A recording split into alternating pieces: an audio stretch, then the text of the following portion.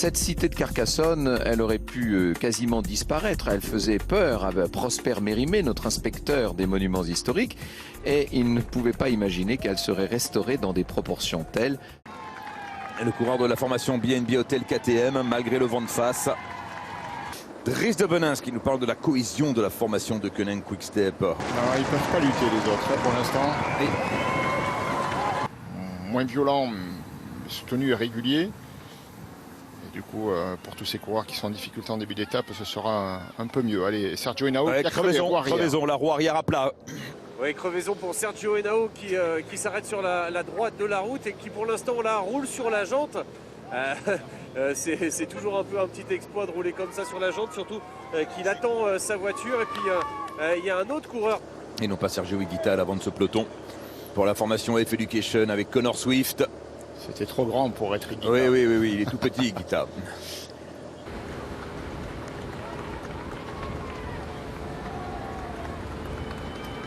En principe, il changerait d'écurie. Il quitterait le Tour surtout à l'issue de l'étape demain pour se rendre à Tokyo et préparer les Jeux Olympiques.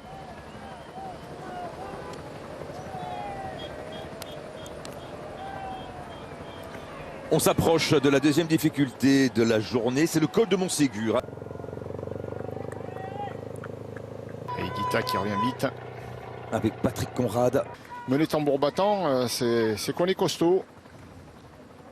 Et il revient sur Michael Woods. Et encore à 600 mètres du sommet du col de Montségur sur des pentes à 11%. C'est un bon puncher, Michael Woods. Il n'a pas dit son dernier mot. On va peut-être revenir au sport et on s'écharpera ce soir. On réglera ça ce soir, micro coupé. Je te préviens, ça va y aller. Allez, le sommet du col de Port. La première difficulté du jour. Il y en a 4 au total avec les deux coureurs de la Koenig Quick-Step. Sergio Higuita. Et là également. Le peloton est juste derrière, ça va revenir. Oui, mais il est loin Colbrelli, il est en 4e position au classement du maillot vert aujourd'hui. Là, dans ce coup-là, je pense qu'il est fort probable que certaines équipes se mettent à rouler derrière lui. Je pense que la majorité des formations sont équipées maintenant. Quand il fait très chaud, c'est agréable après un entraînement ou une course. On est à 40 km, plus de 40 km de Luchon. On a peut-être le temps de revenir sur notre série Mon Maillot Jaune. Et il est allé à la rencontre de François Simon, qui avait porté le maillot jaune sur le Tour de France. Il n'a jamais couru pour les étapes totalement. Et en fait, j'ai envie de dire, chassé naturel, il revient au galop. Et comme il l'a dit, maintenant, c'est le général. Avec le gros forcing là de la formation UAE Team Emirates. Attention, victoire de Tadej Pogacar au col du Portet. Il la voulait, deuxième victoire d'étape sur ce Tour de France. Et Jonas Vingegaard qui termine deuxième de l'étape, 6 secondes de bonification. Vingegaard, deuxième du général. Il y avait quand même plus de 6 minutes entre Guillaume Martin et David Gaudu au classement général. 3 minutes.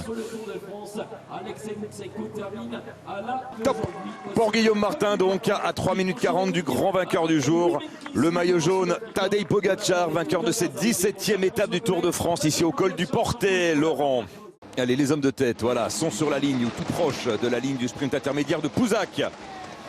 Avec Julien Lafilippe, qui ne coupe pas son effort malgré l'avance réduite, 1 minute 20 seulement d'avance sur le peloton. Et c'est Julien Lafilippe qui passe en tête à Pouzac. Allez, Mark Cavendish qui va passer en tête juste devant Michael Morkov. Enfin, passer en tête du peloton, évidemment. C'est la 5e place pour Cavendish. Voilà, 6e pour Morkov, 7e pour Michael Matthews. Rigmas, on le sent, il est limite, mais il est toujours là. Mark Cavendish au milieu des vignes. Et ses collègues se sont bien ressaisis, et ils ont réussi comme... Donc élevé dans les montagnes, Sepp Kuss est grand fan de ski nordique.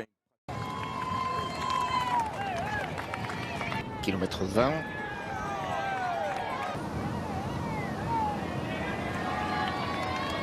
Pogacar était 7e au kilomètre 20 avec un retard de 38 secondes.